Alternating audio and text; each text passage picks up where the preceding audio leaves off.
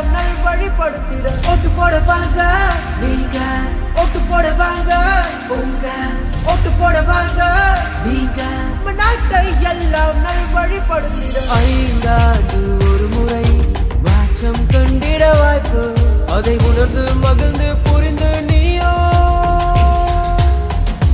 5 ஆண்டு ஒரு முறை மாற்றம் கண்டிட வாய்ப்பு, அதை உணர்ந்து மகிழ்ந்து புரிந்து நீயோ.